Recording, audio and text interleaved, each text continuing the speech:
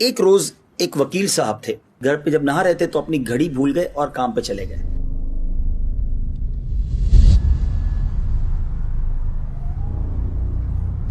جب عدالت میں پہنچے تو گھڑی یاد آئی، تو ایک دوست نے پوچھا کہ وہ گھڑی کہاں ہے، آپ نے آج گھڑی نہیں پہنی؟ تو کہا یار بس وہ گھر میں غسل کر رہا تھا تو غسل خانے میں رہ گئی۔ ایک ٹھگ جو تھا، چور وہاں کھڑا تھا، وہ سن رہا تھا کہ وکیل صاحب کی گھڑی ہوگی بڑی قیمتی اور یہ غسل خانے میں چھوڑا ہے۔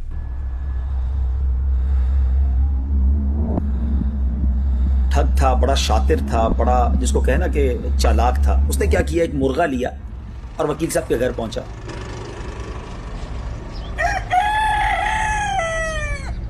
اور جا کر کہا کہ یہ وکیل صاحب نے مرغا بھجوایا اور کہا کہ وہ غسل خانے میں جو گھڑی رہ گئی ہے وہ دے دو۔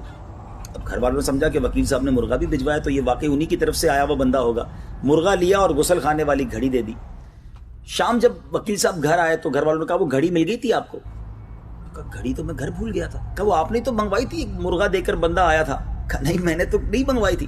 سارے گھر والے پریشان کہ یہ کون تھا ایسا ٹھگ کہ جو ہمارے گھر سے مرغا دے کر گھڑی لے گیا۔ دوسرے دن وہی ٹھگ پھر وکیل صاحب کے گھر گیا، وکیل صاحب کام پہ چلے گئے، وہ گھر گیا اور ان سے کہنے لگا کہ وہ گھڑی والا چور مل گیا ہے۔ تو وکیل صاحب نے وہ مرغا واپس منگوایا۔ اچھا چلو مرغا دے دیں تاکہ گھڑی مل جائے۔ مرغا دیا، وہ شخص مرغا لے کر بھی غائب ہو گیا۔ اب علماء نے یہ واقعہ بیان کر کے بتایا کہ ایسے ٹھگ ہمارے معاشرے میں بھی ہوتے ہیں جو بڑی چال بازی کے ساتھ لوگوں کو دھوکہ دے دیتے ہیں، اور آج بھی ایسے لوگ ہوتے ہیں۔ آج کل موبائل پر میسج آتے ہیں آپ کا اتنے کا انعام نکل آیا، لوگوں کی خوشی کے ہمارے نیند اڑ جاتی ہے کہ گاڑی نکل آئی ہے، سونا نکل آیا، اور آخر کار اس کا اینڈ اس بات پر ہوتا ہے کہ جناب وہ 200-500 ہزار روپے کا بیلنس آپ سے منگوا لیتے ہیں اور جناب وہ پیسے لے کے وہ بھی چلے جاتے ہیں۔ تو ایسا نہ کیا کریں۔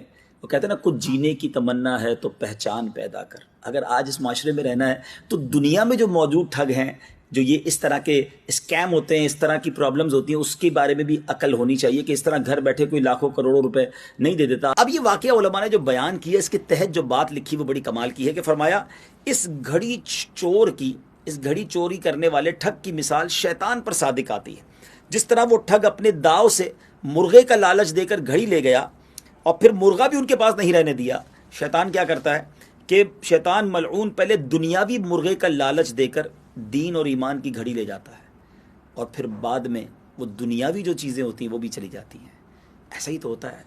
آج لوگ دنیا کو بنانے کے لیے اللہ کو ناراض کر دیتے ہیں، شیطان کی باتوں میں آ جاتے ہیں، مال مال مال کماتے ہیں، حرام کمائیں حلال کمائیں، اور دین و ایمان کی جو پاکیزہ گھڑی ہے گویا وہ بھی چلی جاتی ہے، اور ایک وقت آتا ہے وہ حرام کا مال بھی چلا جاتا ہے۔